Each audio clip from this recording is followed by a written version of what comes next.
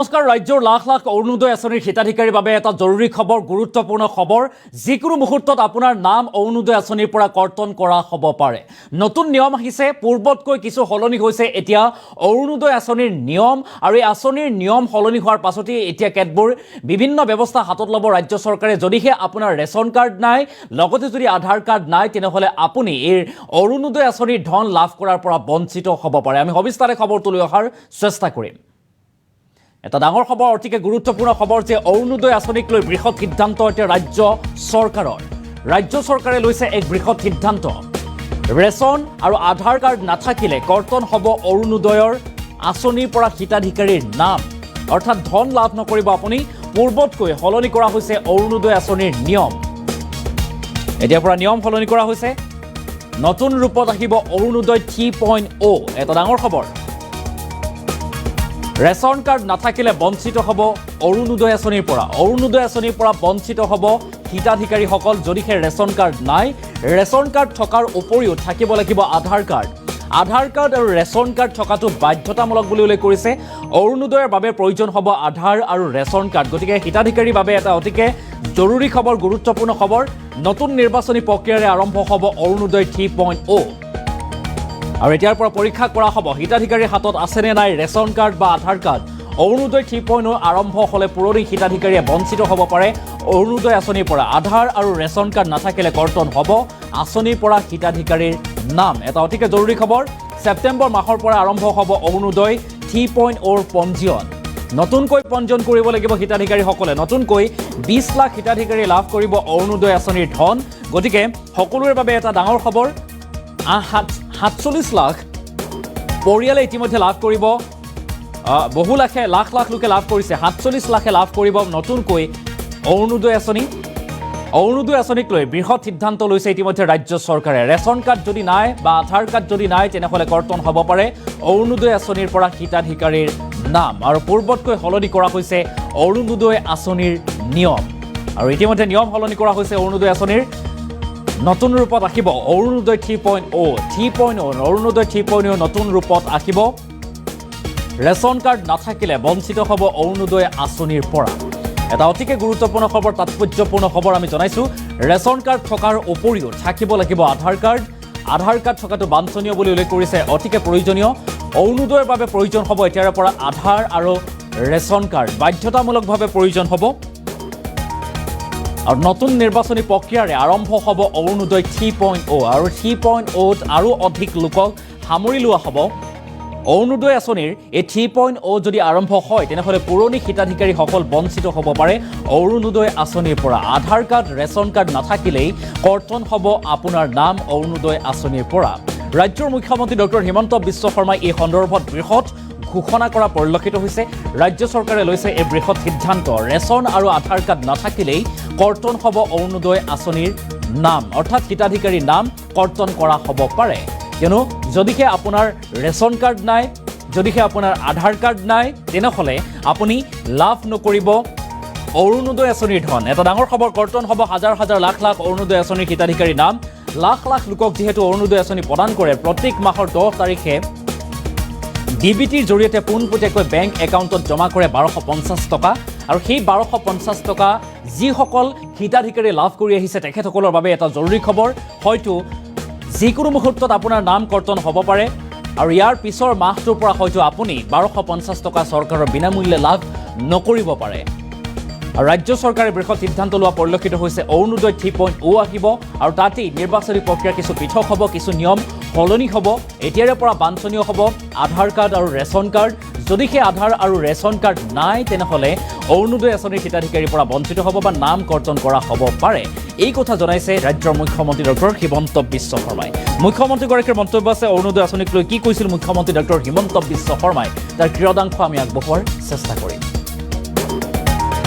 3.0 অৰ্থাৎ অৰুণোদয় আমি প্ৰথম আৰম্ভ কৰিছিলোঁ 19 লাখ হিতাধিকাৰীৰে অৰুণোদয় 2.0 আমি সামৰি লৈছিলোঁ 27 লাখ হিতাধিকাৰী এতিয়া অৰুণোদয় 3ত আমি সিদ্ধান্ত লৈছোঁ যে আৰু আমি প্ৰায় আমি আৰু 20 লাখ হিতাধিকাৰী এই আঁচনিৰ আমি অধীনলৈ আনিব খুজিছোঁ। যদি 20 লাখ হিতাধিকাৰীক এই আঁচনিৰ অধীনলৈ আনো, তেতিয়াহ'লে এই আঁচনিৰ অধীনত বেনিফিটেড পৰিয়ালৰ সংখ্যা 47 লাখলৈকে বৃদ্ধি পাব। আমি অৰুণোদয় 2.0 আধাৰ আৰু ৰেচন কাৰ্ডৰ লগত জড়িত নাছিলে। তাৰ কাৰণে মই যোৱাকালি পৰহি যেতিয়া উপায়ুক্তৰ সন্মিলন আৰম্ভ হৈছিল, মই কৈছিলোঁ যে কিছুমান অৰুণোদয় হিতাধিকাৰী অবাঞ্ছিত লোকৰ হাতলৈকেও যোৱাৰ কিছু তথ্য আমাৰ হাতলৈ নিৰ্বাচনৰ সময়ত আহিছিলে। সেইকাৰণে এইবাৰ আমি সিদ্ধান্ত কৰিছোঁ যে অৰুণোদয় আঁচনিটো পাবৰ কাৰণে ৰেচন কাৰ্ড থাকিবই লাগিব। আৰু যদি ৰেচন কাৰ্ড কাৰোবাৰ থাকে, তেতিয়াহ'লে তাৰ আধাৰো থাকিব লাগিব। অৰ্থাৎ Orunodoi will be link with Aadhaar and ration card. সেইকাৰণে বৰ্তমানলৈকে পাই থকা অৰুণোদয় হিতাধিকাৰী আৰু নতুনকৈ 20 লাখ যি হিতাধিকাৰী হ'ব, তাৰ কাৰণে এটা নতুন নিৰ্বাচনী প্ৰক্ৰিয়া এটা আৰম্ভ হ'ব।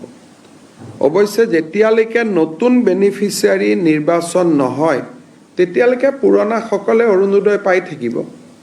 কিন্তু যেতিয়া নতুন হিতাধিকাৰী হ'ব, বৰ্তমানে পাই থকা সকলোৱে নাপাবও পাৰে। যদি তেওঁলোকৰ ৰেচন কাৰ্ড নাই বা তেওঁলোকৰ আধাৰ নাই, তেতিয়া তেওঁলোকে নাপাবও পাৰে। অহা ছেপ্টেম্বৰ মাহৰ পৰা আমি অৰুণোদয় হিতাধিকাৰী 0.3 কাৰণে, অৰুণোদয় 0.3 এই হিতাধিকাৰী নিৰ্বাচনৰ প্ৰক্ৰিয়াটো আমি আৰম্ভ কৰিম। অৰুণোদয় 3.0 অৰ্থাৎ অৰুণোদয় আমি প্ৰথম আৰম্ভ কৰিছিলোঁ 19 লাখ হিতাধিকাৰীৰে। অৰুণোদয় 2.0 আমি সামৰি লৈছিলোঁ 27 লাখ হিতাধিকাৰী। এতিয়া অৰুণোদয় 3 আমি সিদ্ধান্ত লৈছোঁ যে আৰু আমি প্ৰায় 20 লাখ হিতাধিকাৰী এই আঁচনিৰ আমি অধীনলৈ আনিব খুজিছোঁ। যদি 20 লাখ হিতাধিকাৰীক এই আঁচনিৰ অধীনলৈ আনো, তেতিয়াহ'লে এই আঁচনিৰ অধীনত বেনিফিটেড পৰিয়ালৰ সংখ্যা 47 লাখলৈকে বৃদ্ধি পাব। আমি অৰুণোদয় 2.0 আধাৰ আৰু ৰেচন কাৰ্ডৰ লগত জড়িত নাছিলে।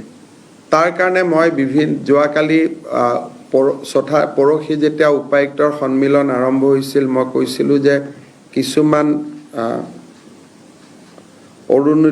অৰুণোদয় হিতাধিকাৰী অবাঞ্ছিত লোকৰ হাতলৈকেও যোৱাৰ কিছু তথ্য আমাৰ হাতলৈ নিৰ্বাচনৰ সময়ত আহিছিলে। সেইকাৰণে এইবাৰ আমি সিদ্ধান্ত কৰিছোঁ যে অৰুণোদয় আঁচনিটো পাবৰ কাৰণে ৰেচন কাৰ্ড থাকিবই লাগিব।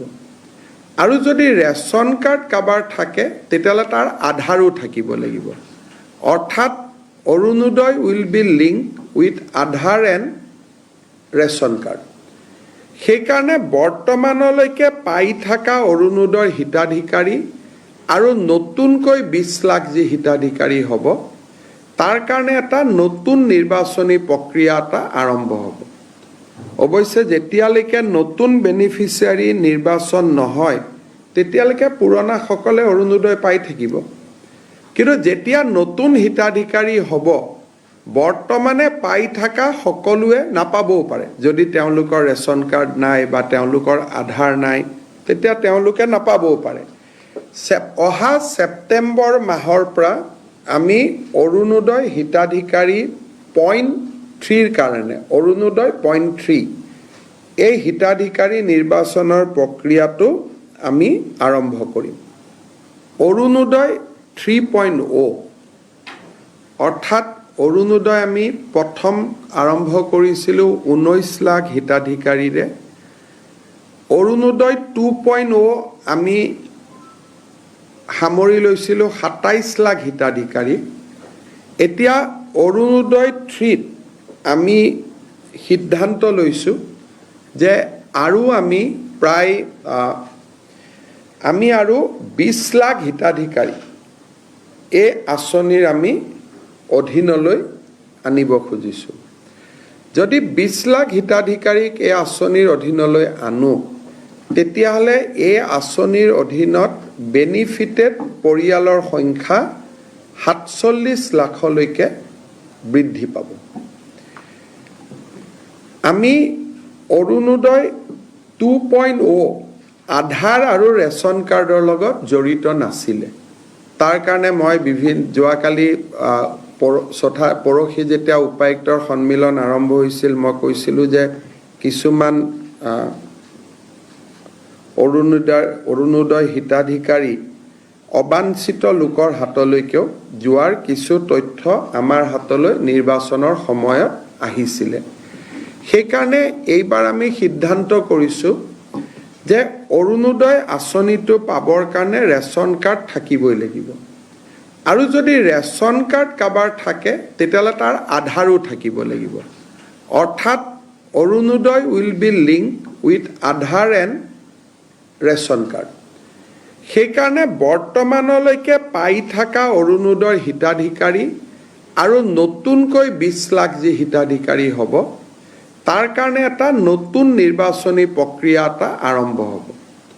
অৱশ্যে যেতিয়ালৈকে নতুন বেনিফিচিয়াৰী নিৰ্বাচন নহয় তেতিয়ালৈকে পুৰণাসকলে অৰুণোদয় পাই থাকিব, কিন্তু যেতিয়া নতুন হিতাধিকাৰী হ'ব বৰ্তমানে পাই থকা সকলোৱে নাপাবও পাৰে। যদি তেওঁলোকৰ ৰেচন কাৰ্ড নাই বা তেওঁলোকৰ আধাৰ নাই তেতিয়া তেওঁলোকে নাপাবও পাৰে। অহা ছেপ্টেম্বৰ মাহৰ পৰা আমি অৰুণোদয় হিতাধিকাৰী 0.3ৰ কাৰণে অৰুণোদয় 0.3 এই হিতাধিকাৰী নিৰ্বাচনৰ প্ৰক্ৰিয়াটো আমি আৰম্ভ কৰিম। অৰুণোদয় 3.0 অৰ্থাৎ অৰুণোদয় আমি প্ৰথম আৰম্ভ কৰিছিলোঁ 19 লাখ হিতাধিকাৰীৰে। অৰুণোদয় 2.0 আমি সামৰি লৈছিলোঁ 27 লাখ হিতাধিকাৰী। এতিয়া অৰুণোদয় 3